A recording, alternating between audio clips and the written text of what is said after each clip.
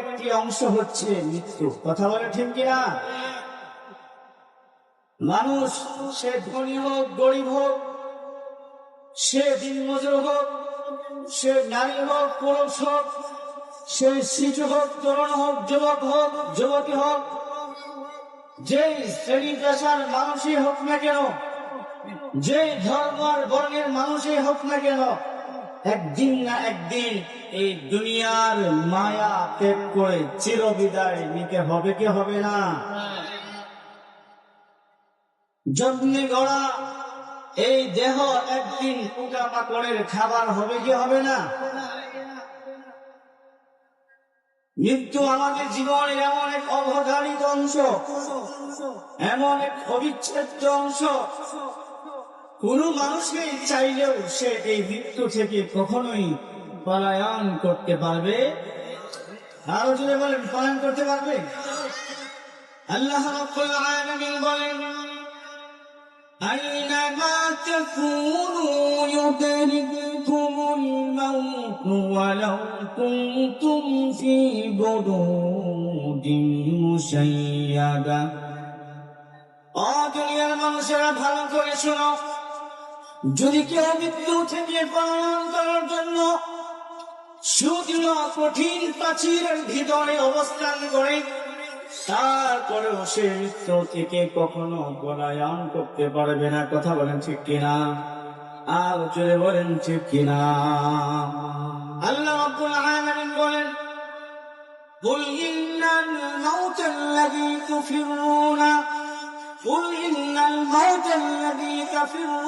منه فإنه ملاقيكم ثم تردون إلى عالم الغيب والشهادة فينبئكم بما كنتم تعملون. আল্লাহ তাআলা বলতেছে, গো আমার হাবিব আপনি বলে দিন, ইন্নাল মাউতাল্লাযী, মৃত্যু তো আমাদের জীবনের এমন এক অবধারিত অংশ, বিচ্ছেদ্য অংশ। আল্লাহ তাআলা তার হাবিবকে বলে দিচ্ছেন, তুমি বলে দাও, আপনি বলে দিন, মৃত্যু আমাদের জীবনের এমন এক অবিচ্ছেদ্য অংশ। তোমরা যদি এই মৃত্যু থেকে পলায়ন করতে চাও, কখনো এই মৃত্যু থেকে পলায়ন করে থাকতে পারবে না। অবশ্যই অবশ্যই একদিন তোমার সাথে মৃত্যু সাক্ষাৎ করবেই করবে। কথা বলেন ঠিক না? এই জন্য আল্লাহ রাব্বুল আলামিন বারবার আমাদের জীবনের অবধারিত অংশ, যেই নিশ্চিত অবিচ্ছেদ্য অংশটা আমাদের জীবনে আসবেই আসবে, যে জিনিসটাকে আমরা ভুলে থাকি, আল্লাহ রাব্বুল আলামিন বারবার আমাদেরকে এই বিষয়টি স্মরণ করে দিয়েছেন। আল্লাহ বলেন, কুল্লু নাফসিন যায়িকাতুল মাউত মাউতু কাসিন কুল্লু নাসিন শারিবুন মাউতু কাসিন কুল্লু নাসিন শারিবুন কবরু বাইতিন কুল্লু নাসিন দাখিলুন। আল্লাহ তাআলা বলতেছেন, ও দুনিয়ার মানুষের ভালো করে শোনো, মৃত্যু যেমন এক অবধারিত অংশ, যার প্রাণ আছে অবশ্যই একদিন না একদিন তাকে মৃত্যুবরণ করতে হবেই হবে। কিন্তু হাজরিন, অনেক সময় দেখা যায় অনেকেই মারা যায়, তখন লাশকে সামনে নিয়ে অনেক নেতৃস্থানীয় ব্যক্তিবর্গরা বক্তৃতা দেয়, কুল্লু নাফসিন যায়িকাতুল মাউত, একদিন না একদিন সবাইকে মৃত্যুবরণ করতে হবে, আমাদেরকেও একদিন মৃত্যুবরণ করতে হবে। বলেন, মানুষের মৃত্যু পর্যন্ত কি জীবন শেষ? আর কি বলেন জীবন শেষ? আল্লাহ রাব্বুল আলামিন শুধুমাত্র কুল্লু নাফসিন যায়িকাতুল মাউত এতটুকু বলে শেষ করে দেন নাই। এরপর আল্লাহ রাব্বুল আলামিন বলেন, ওয়া ইন্নামা তুওয়াফাউনা উজুরাকুম ইয়াওমাল কিয়ামাহ ফামান যুহজিহা আনিন নার ওয়া উদখিলাল জান্নাতা ফাকাদ ফাজ। প্রতিটা মানুষকে একদিন একদিন মৃত্যুর স্বাদ আস্বাদন করতে হবে। তবে তার জীবদ্দশায় হায়াতে জিন্দেগিতে সে যা করেছে, ভালো করেছে, মন্দ করেছে, অন্যায় করেছে, অপরাধ করেছে, নেকাত করেছে, যাই করেছে সব কিছু কাল কিয়ামতের ময়দানে তাকে জানিয়ে দেওয়া হবে। কথা বলে ঠিক কিনা? আল্লাহ তাআলা বলেন, ফামান যুহজিহা আনিন-নার ওয়া উদখিলাল জান্নাতা ফাকাদ ফাজ। কাল কিয়ামতের ময়দানে আল্লাহ জাল্লা শানুহু যাকে মায়া করে, মহব্বত করে, ভালোবেসে, দয়া করে, অনুগ্রহ করে জাহান্নাম থেকে মুক্ত করে চিরস্থায়ী শান্তির জায়গা, সুখের জায়গা, আরামের জায়গা জান্নাতে প্রবেশ করাবেন। তার চেয়ে বড় সফল আর কেউ হতে পারে? এই জন্য প্রিয় হাজিরিন, একদিন না একদিন আমাদের সবাইকে আমাদের জীবনের অবধারিত অংশ, অবিচ্ছেদ্য অংশ, নিশ্চিত বিষয় মৃত্যুবরণ করতে হবে। আল্লাহ রাব্বুল আলামিন বলেন, ইযা আজালুহুম লা ইস্তাখিরুনা ওয়া লা ইস্তাকদিমুন।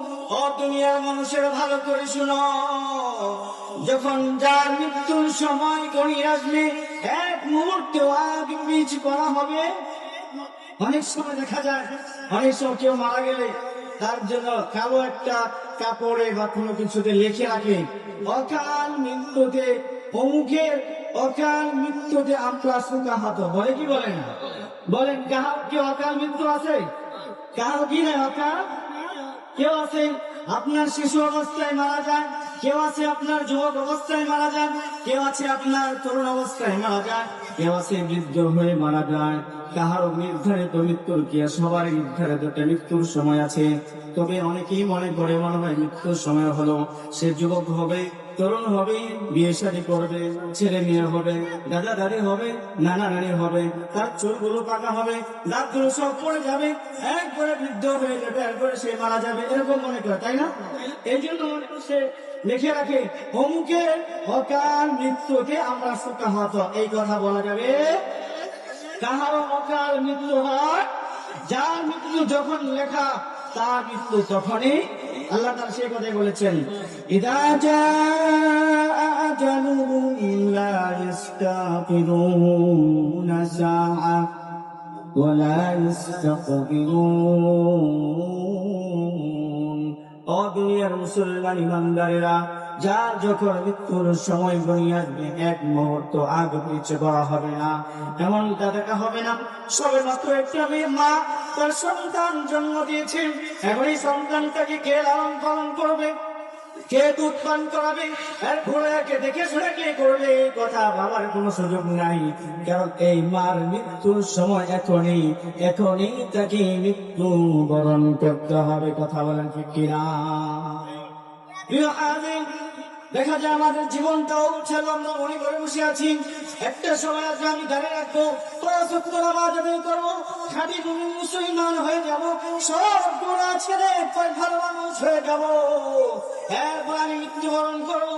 এমন অনেকেই ধারণা করে বসে আছে, অথচ সে কখনোই চিন্তা করে না আমার বয়সের কত ভাই, আমার বয়সের কত যুবক, আমার বয়সের কত মানুষ দুনিয়া থেকে বিদায় নিয়েছে, আমারও কোন দিন জানি মৃত্যু ডাক আসে, সেটার কি নাই কোনো নির্ধারিত সময়?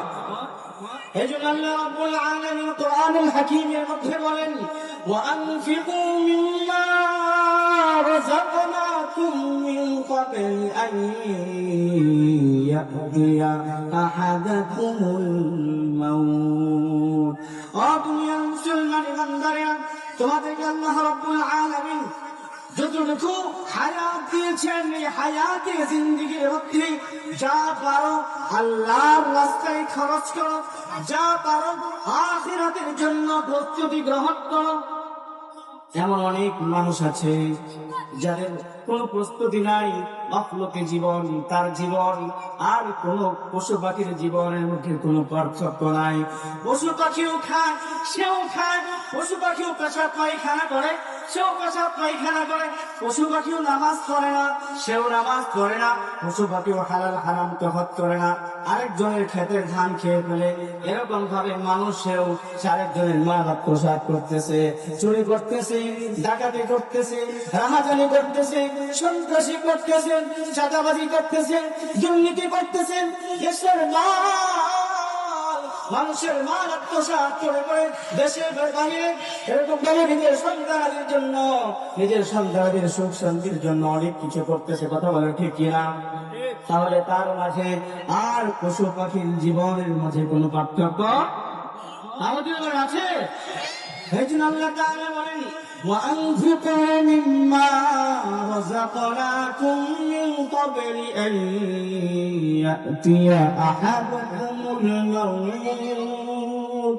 দুনিয়া মুসলমান নামদারেরা, আল্লাহ রাব্বুল আলামিন যতটুকু হায়াত তোমাকে দিয়েছে, এই হায়াতে জিন্দেগিতে যতটুকু পারো আল্লাহর রাস্তায় খরচ করো, যতটুকু পারো আখিরাতের জন্য প্রস্তুতি গ্রহণ করো, যতটুকু পারো গুনাহ মুক্ত হয়ে আল্লাহর হুকুমগুলো যথাযথভাবে পালন করো।